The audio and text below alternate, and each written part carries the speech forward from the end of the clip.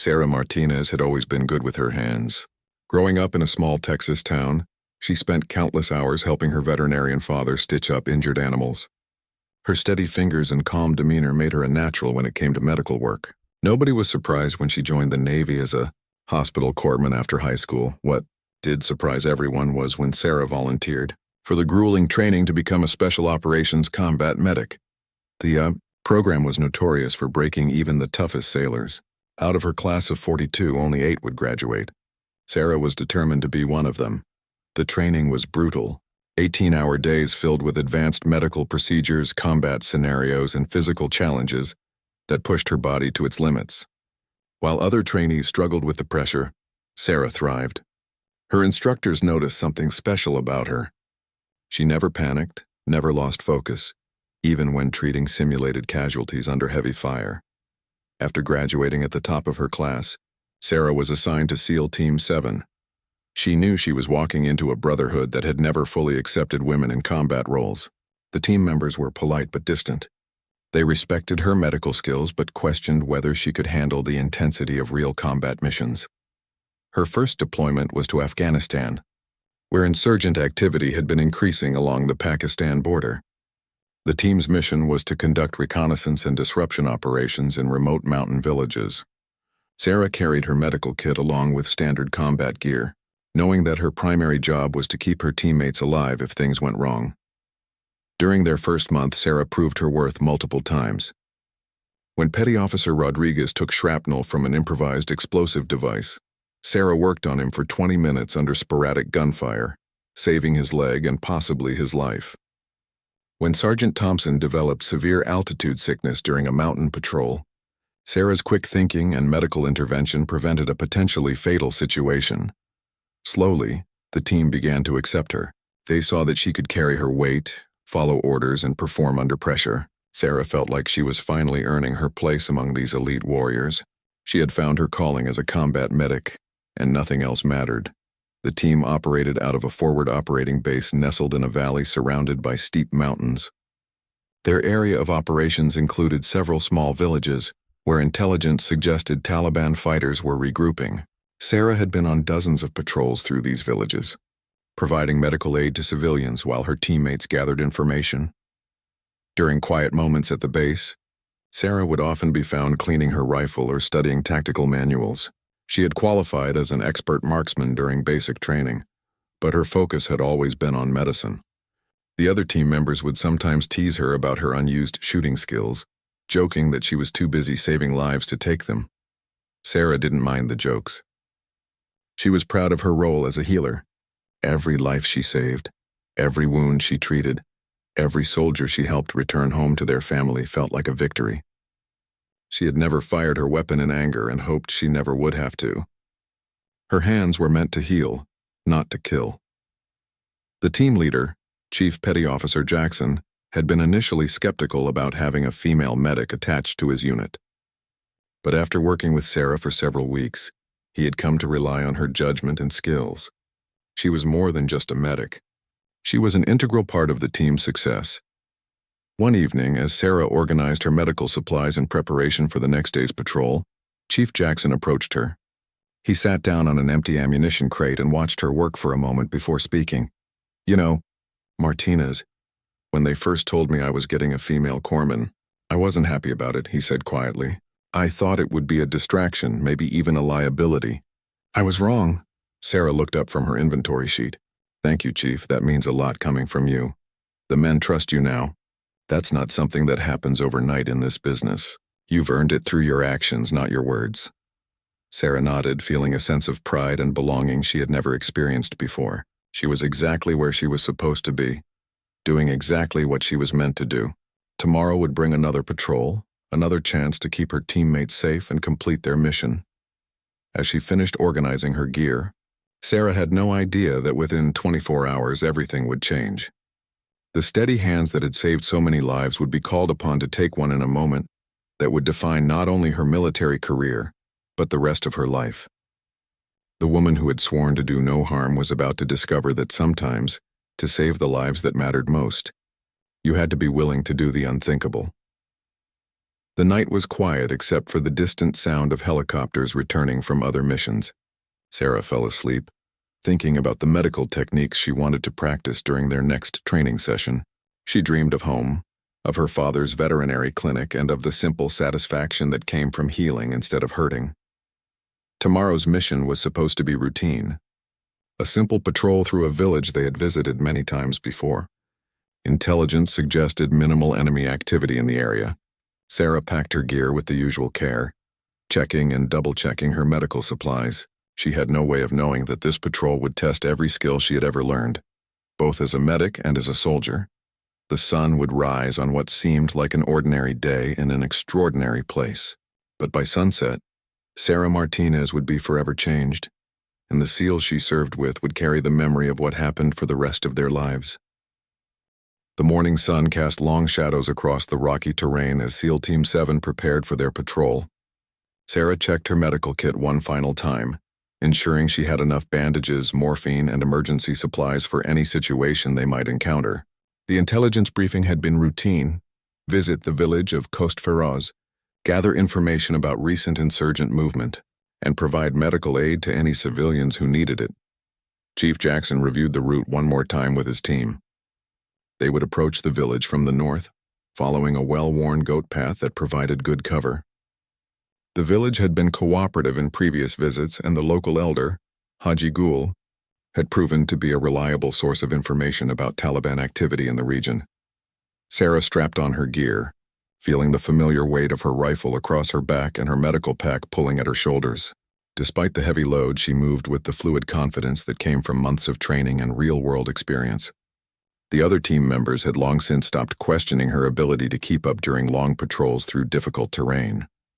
The team moved out in standard formation, with Sarah positioned in the middle of the patrol where she could quickly reach any team member who might need medical attention. The morning air was crisp and clean, carrying the scent of wild herbs and the distant sound of village life beginning another day. As they approached Coast Feroz, everything appeared normal. Children played in the dusty streets while women hung laundry to dry in the mountain sun. Men gathered in small groups, drinking tea and discussing the day's work. The village had about 30 families and sat in a small valley surrounded by steep hills, covered with scrub brush and rocky outcroppings. Sarah had been to this village 6 times before.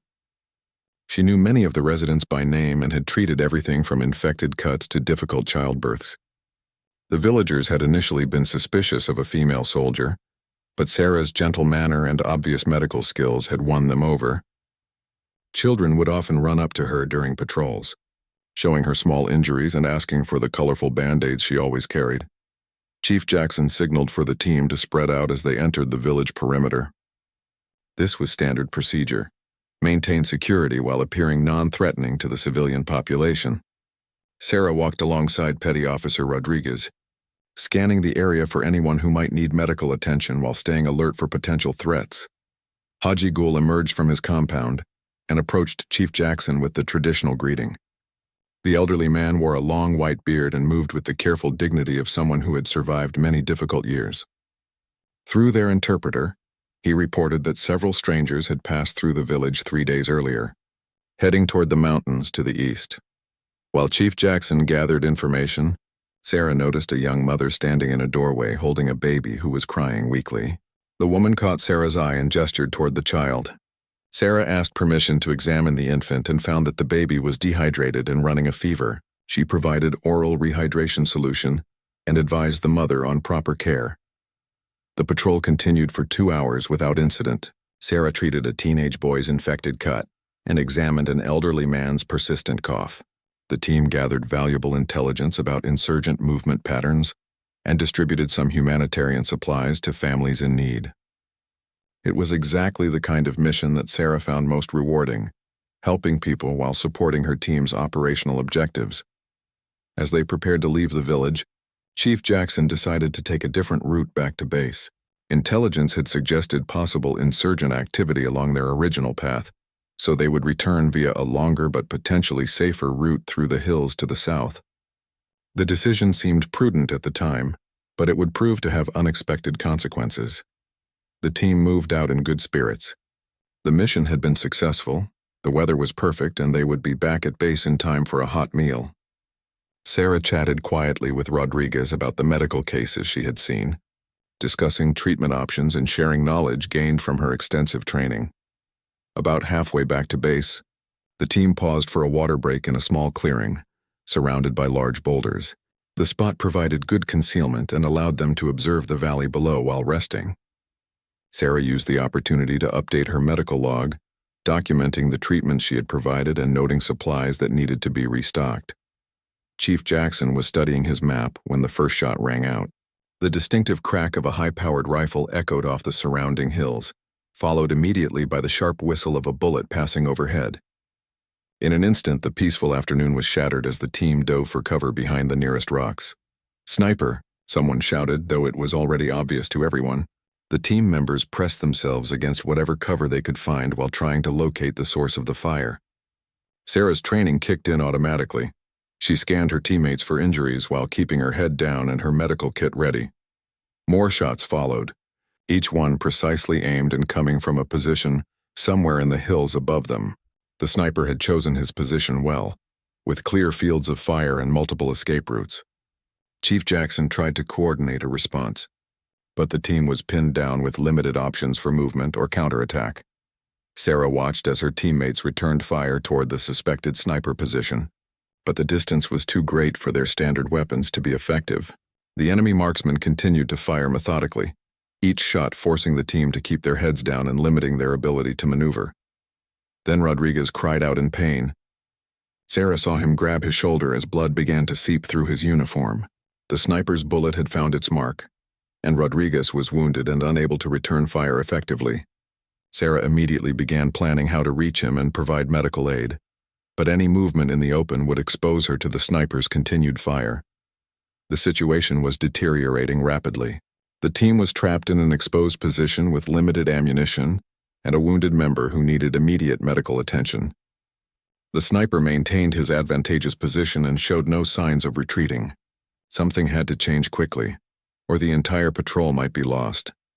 Sarah realized that her role was about to expand beyond anything she had previously experienced.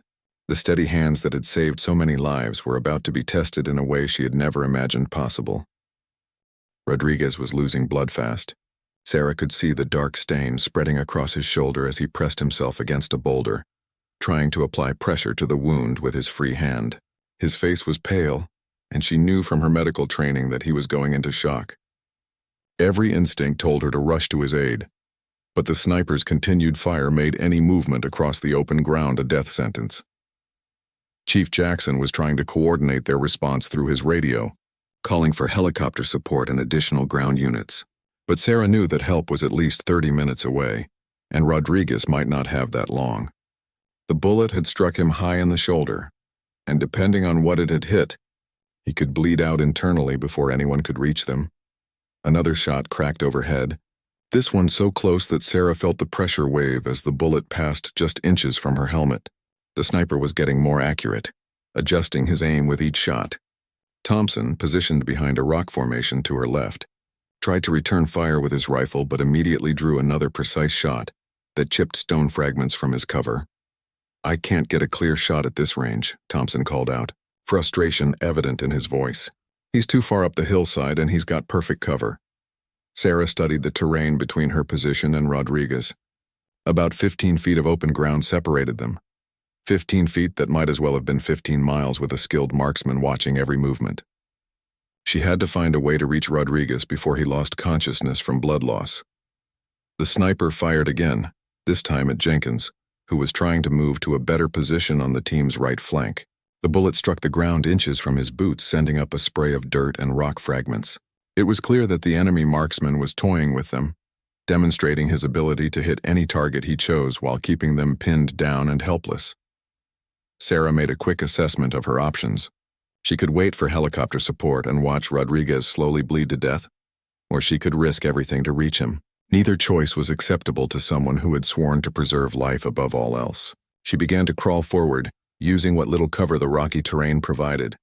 "Martinez, stay down," Chief Jackson shouted when he saw her movement. "That's an order." But Sarah was already committed to her course of action. She low-crawled from rock to rock, moving in short bursts whenever the sniper's attention seemed focused elsewhere. Her medical pack dragged against the ground, making stealth difficult, but she pressed forward despite the danger. She was halfway to Rodriguez when the sniper spotted her movement. The shot came so close that she felt the heat of the bullet as it passed through the air where her head had been a split second earlier. Sarah flattened herself against the ground, her heart pounding as she realized how close she had come to death. Rodriguez was weakening rapidly. His attempts to apply pressure to his wound were becoming less coordinated, and Sarah could see that his eyes were having trouble focusing. She had to reach him in the next few minutes, or it would be too late. The knowledge that a teammate's life hung in the balance gave her courage she didn't know she possessed. "Covering fire," Chief Jackson commanded, and the team immediately began shooting toward the sniper's position. While the return fire wouldn't likely hit the distant target, it might force him to keep his head down long enough for Sarah to complete her desperate dash. Sarah sprang from her hiding place and sprinted the remaining distance to Rodriguez's position. Bullets whined overhead as the team maintained their covering fire, but the sniper still managed to get off 2 shots that came dangerously close to hitting her. She dove behind Rodriguez's boulder just as another bullet struck the rock face above them. Working quickly, Sarah cut away Rodriguez's uniform to expose the wound. The bullet had entered just below his collarbone and exited through his back, missing major arteries by inches. She packed the wounds with gauze and applied pressure bandages while Rodriguez drifted in and out of consciousness. "Stay with me, Rodriguez," she whispered as she worked. "You're going to be fine. Just stay awake and keep talking to me." But even as she stabilized Rodriguez's condition, Sarah realized that their situation had not improved. They were still pinned down by an accurate sniper who showed no signs of retreating. The enemy marksman seemed content to wait them out, knowing that time was on his side. Eventually, the team would be forced to move, and when they did, he would pick them off one by one. Chief Jackson's radio crackled with an update from their base. Helicopter support was delayed due to other emergency operations in the region. Ground reinforcements were en route but still 20 minutes away. The team was on their own for at least another half hour, and Sarah knew that Rodriguez needed immediate evacuation to survive. Thompson tried to move to a position where he might get a better shot at the sniper, but immediately drew fire that forced him back into cover. The enemy marksman was simply too well positioned and too skilled for conventional tactics to be effective. Every time one of the team members exposed himself, precise shots forced them back into hiding. Sarah finished treating Rodriguez and looked around at her trapped teammates. These men had accepted her as one of their own, trusted her with their lives, and followed her into countless dangerous situations. Now they were all in mortal danger because of a single enemy sniper who held all the advantages of position and equipment. As she checked Rodriguez's pulse and monitored his breathing, Sarah found herself studying the distant hillside where the sniper was positioned. Her father had taught her to shoot when she was young, and she had qualified as an expert marksman during military training. But she had never fired her weapon in combat, never aimed at another human being with the intent to kill. The weight of her rifle against her back felt different now. What had always been a tool she hoped never to use was suddenly the only thing standing between her team and potential death. Sarah had spent her entire military career saving lives, but she was beginning to realize that sometimes, to save the lives that mattered most, you had to be willing to take another. Rodriguez stirred beside her, his eyes struggling to focus. "Doc," he whispered weakly, "you need to get out of here. Don't risk yourself for me." Sarah squeezed his uninjured hand. "Nobody gets left behind," she replied firmly. "That's not how this works." But as another bullet struck nearby, Sarah knew that medical training alone wouldn't be enough to get her team out of this situation alive. Sarah's mind raced as she assessed their desperate situation. Rodriguez was stable for now, but he needed real medical care soon. The sniper had them completely pinned down, and every minute that passed gave him more time to call for reinforcements or simply wait for them to make a fatal mistake. Her teammates were running low on ammunition, and their radio calls for support had yielded nothing but delays and complications. She studied the hillside again, trying to spot the sniper's exact position. Occasional muzzle flashes gave her clues, but the distance was enormous. At least 800 meters, possibly more. Even with perfect conditions, it would be an extremely difficult shot for an expert marksman. For someone whose primary job was saving lives rather than taking them, it seemed impossible. Chief Jackson caught her attention with a hand signal. When she looked at him, he pointed to his rifle and then toward the distant hillside. He had seen her studying the sniper's position and understood what she was thinking. His expression was grim but encouraging. He was giving her permission to try something that violated everything she had sworn to uphold as a medic. Sarah's hands shook slightly as she unslung her rifle. The weapon felt heavier than usual, weighted down by the magnitude of what she was contemplating. She had fired thousands of rounds during training, had qualified as an expert marksman, and had maintained her shooting skills even while focusing on medical duties. But this was different. This was real. Thompson provided additional covering fire as Sarah began to study the trajectory and wind conditions. The distance was extreme, the target was well concealed, and she would only get one chance before the sniper located her position and returned fire. Mathematical calculations that had once been academic exercises now carried life and death consequences.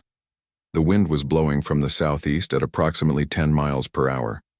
At this distance, that would push her bullet several inches off target unless she compensated correctly. The altitude difference between her position and the sniper's would affect the bullet's trajectory, requiring her to aim slightly low to account for the downward angle. Every variable had to be perfect. Sarah found a stable shooting position between two rocks that provided some concealment while giving her a clear view of the target area. She extended her rifle's bipod and adjusted it for the uneven ground, creating as stable a platform as possible. Through her scope, she could see the rocky outcropping where the sniper was hidden, but she couldn't make out the man himself.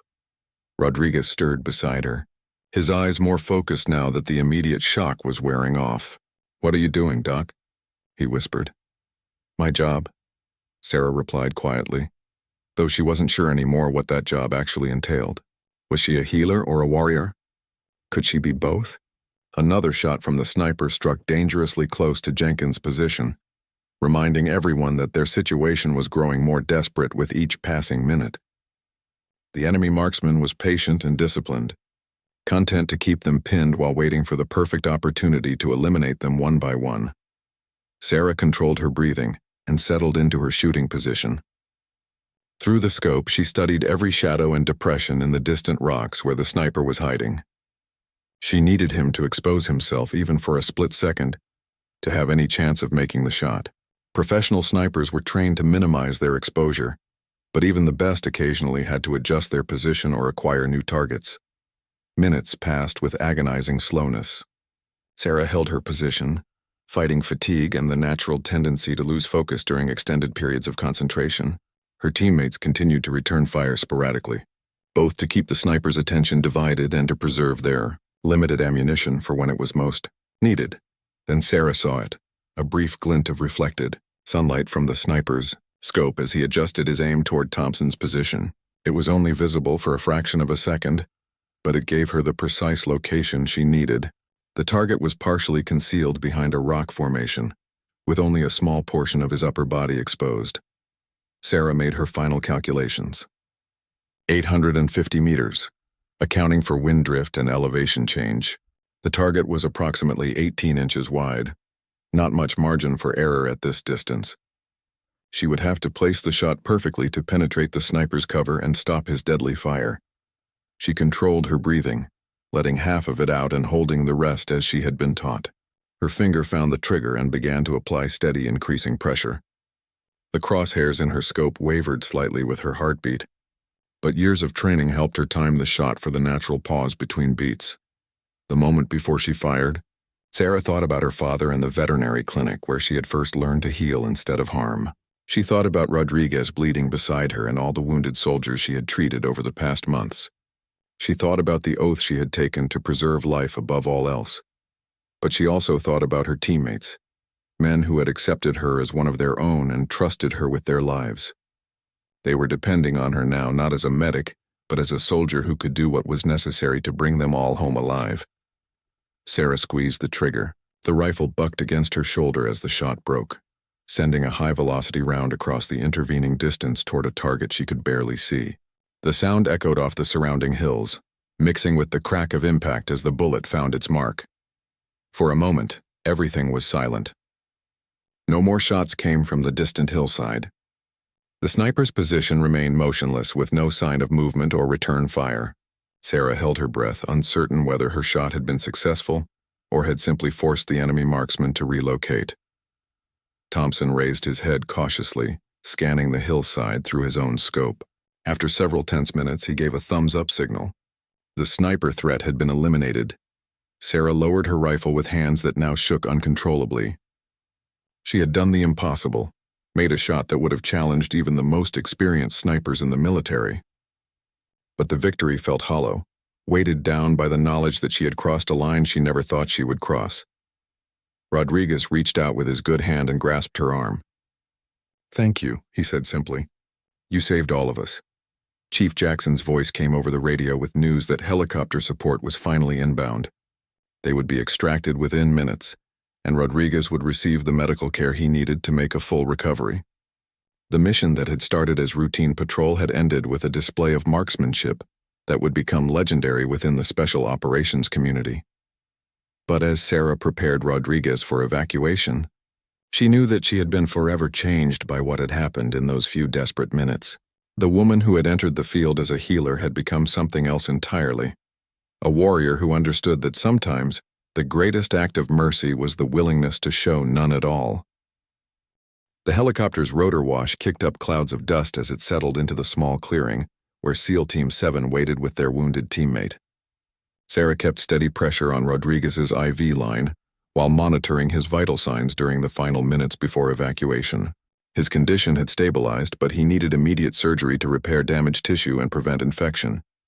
Chief Jackson coordinated with the flight crew while Sarah prepared Rodriguez for transport.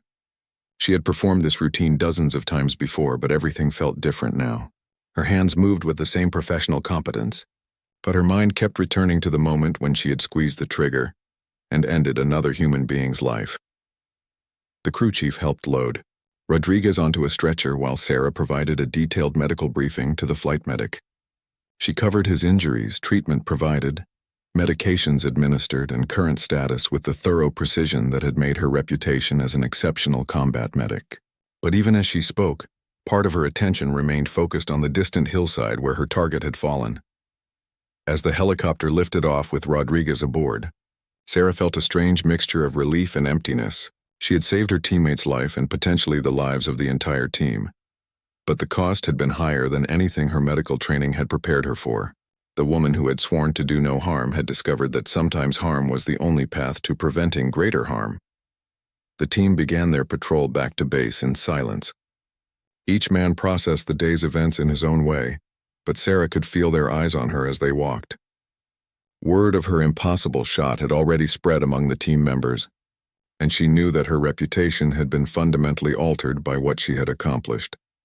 Thompson fell into step beside her as they navigated a particularly rocky section of trail. 850 meters, he said quietly. "I've been shooting for 15 years and I'm not sure I could have made that shot." Sarah didn't respond immediately. She was still trying to reconcile the person she had always believed herself to be with the person who had just demonstrated deadly precision under extreme pressure. The mathematical calculations, the steady breathing, the perfect trigger control. It had all come together as if she had been training for that moment her entire life. "I just did what needed to be done," she finally replied, though the words felt inadequate to describe the complexity of what she was feeling. Jenkins, who had been quiet since the incident, turned to look at her as they paused for a water break. "That sniper had us dead to rights," he said. "We were sitting ducks and he was picking his shots. You saved all of our lives with that one shot." Sarah appreciated the recognition, but she couldn't shake the feeling that she had lost something important in the process of gaining something else. Her identity as a healer had been absolute and uncomplicated. Now she was something more complex, a person capable of both saving lives and taking them with equal skill. When they reached the forward operating base, word of Sarah's marksmanship had already preceded them. Other unit members looked at her with a new kind of respect, tinged with curiosity about the quiet medic who had made one of the most difficult shots anyone could remember. Sarah found the attention uncomfortable and retreated to her quarters as soon as her duties allowed. That evening, Chief Jackson found her sitting alone in the medical tent, cleaning her rifle with the methodical precision that had become second nature over months of deployment. He watched her work for a few minutes before speaking. You know, Martinez, what you did today was extraordinary. That shot will be talked about for years in the special operations community. Sarah looked up from her weapon. I'm not sure how I feel about that, Chief. Jackson sat down on an empty supply crate. I understand. Taking a life, even when it's necessary, changes you. It's supposed to change you. The day it doesn't affect you is the day you should worry about who you've become. I became a medic because I wanted to save lives, not take them, Sarah said quietly. Now I don't know what I am anymore. You're both, Jackson replied firmly. You're a warrior who can heal and a healer who can fight when it's necessary. That's not a contradiction. That's what makes you invaluable to this team. Over the following days, Sarah threw herself into her medical duties with renewed intensity.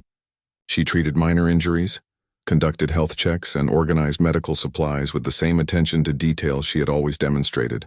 But her teammates noticed that she also spent additional time at the shooting range, practicing marksmanship skills that were already far above average. The news about Rodriguez was encouraging. The surgery had been successful, and he was expected to make a full recovery. He would be medically evacuated to Germany for additional treatment, but doctors were confident that he would eventually return to full duty. Sarah felt a deep satisfaction knowing that her quick medical intervention had saved not only his life, but also his career. A week after the incident, Sarah received an unexpected visitor. Colonel Matthews, the base commander, requested a meeting to discuss her performance during the patrol. Sarah expected a routine debriefing, but the conversation took an unexpected direction. Petty Officer Martinez, I've been reviewing the after-action reports from your recent patrol, the colonel began. The shot you made has generated considerable interest at higher levels of command. Sarah shifted uncomfortably in her chair. I just did my job, sir? Actually, you did several jobs, Matthews continued. You performed excellent medical care under fire, maintained team cohesion during a crisis, and demonstrated marksmanship skills that border on the extraordinary. The question is what we do with those skills moving forward. The colonel explained that special operations units were always looking for personnel who could fulfill multiple roles effectively. Sarah's combination of medical expertise and proven marksmanship ability made her a unique asset that could be developed in various directions. I'm not suggesting you abandon your medical duties, Matthews clarified, but we'd like to explore ways to utilize your shooting abilities in addition to your medical skills. There are specialized roles that require exactly the skill set you've demonstrated. Sarah asked for time to consider the offer. The idea of formally incorporating marksmanship into her duties represented a fundamental shift in how she viewed her military service. She had joined the Navy to heal, but circumstances had revealed capabilities she hadn't fully recognized in herself. That night, Sarah lay in her bunk thinking about the path that had brought her to this point. A small-town girl who had wanted to help people had become a combat medic serving with one of the military's most elite units. Now she was being offered opportunities that would have seemed impossible just days earlier. She thought about her father and his veterinary practice, where she had first learned that sometimes causing pain was necessary to prevent greater suffering. Perhaps her military service was following a similar pattern. Perhaps being willing to take life when necessary was simply another way of preserving it. The morning would bring new missions, new challenges, and new opportunities to serve her team and her country. Sarah was beginning to understand that she didn't have to choose between being a healer and being a warrior. She could be both, using whatever skills the situation required to protect the people who depended on her. 6 months after the incident that changed everything, Sarah stood before a formation of new combat medic trainees at the Naval Special Warfare Training Facility in Coronado, California. Her uniform bore new insignia. She had been promoted and assigned to train the next generation of special operations medical personnel. But the reputation that preceded her had nothing to do with traditional medical instruction. The story of her impossible shot had spread throughout the military community like wildfire. 850 meters, one shot under extreme pressure with lives hanging in the balance. It was the kind of story that became legend. Young sailors and Marines who dreamed of joining special operations units studied the details, trying to understand how a medic had accomplished something that challenged even elite snipers. Sarah had initially been uncomfortable with the attention her marksmanship feat had generated. She preferred to focus on the medical aspects of her service, the lives saved rather than the life taken. But over time, she had come to understand that her story represented something important to the military community, in proof that ordinary people could rise to extraordinary challenges when circumstances demanded it. Rodriguez had returned to duty 3 months after his injury, fully recovered and eager to rejoin his team. The first thing he did upon arriving at the base was seek out Sarah to thank her again for saving his life. The bond forged during those desperate minutes under fire had created a friendship that would last for the rest of their careers. "You know, Doc," Rodriguez had said during their reunion, "I still can't believe you made that shot. I mean, I knew you were good at everything you did. But that was something else entirely." Sarah had smiled at the compliment, though she still felt conflicted about the fame that particular moment had brought her. "I just did what needed to be done," she had replied, using the same words that had become her standard response to questions about the incident. During her time as an instructor, Sarah discovered that she enjoyed teaching and mentoring young military personnel who were beginning their own journeys in special operations. She found that her unique combination of medical expertise and proven combat effectiveness gave her credibility with students who might otherwise be skeptical of instruction from someone they perceived as just a medic. Her classes on battlefield medicine were always oversubscribed, with students eager to learn from someone who had demonstrated grace under pressure in real combat situations. Sarah taught them not just medical techniques, but also the mental discipline required to function effectively when lives depended on their decisions. She also began providing marksmanship instruction, though she was careful to emphasize that shooting skills were just one tool in a much larger toolkit. "Your primary weapon is your mind," she would tell her students. "Everything else is just equipment. If you can stay calm and think clearly under pressure, you can accomplish things that seem impossible." The military had offered Sarah several specialized assignments that would have utilized her marksmanship abilities more directly. She could have joined a sniper team, transferred to special reconnaissance units, or taken on roles that emphasized her shooting skills over her medical training. But she had chosen to remain focused on medicine while incorporating marksmanship instruction as a secondary duty. "I'm a medic first," she explained to Colonel Matthews when declining a transfer to a specialized marksmanship position. "That shot I made was important, but it was just one moment in a career dedicated to saving lives. I don't want to lose sight of what really matters." The colonel had respected her decision and worked to create a role that honored both aspects of her service. Sarah's unique position as a combat medic with proven marksmanship abilities made her valuable in ways that traditional military classifications couldn't fully capture. Chief Jackson, who had since been promoted and assigned to a new team, would often tell the story of Sarah's shot to other special operations leaders. He emphasized not just the technical aspects of her marksmanship, but also the character traits that had made it possible. "It wasn't just about being a good shot," Jackson would explain. "Martinez had the mental toughness to stay focused under extreme pressure, the tactical awareness to understand what needed to be done, and the moral courage to do something that went against every instinct she had developed as a medic. That combination of skills and character is what made the difference."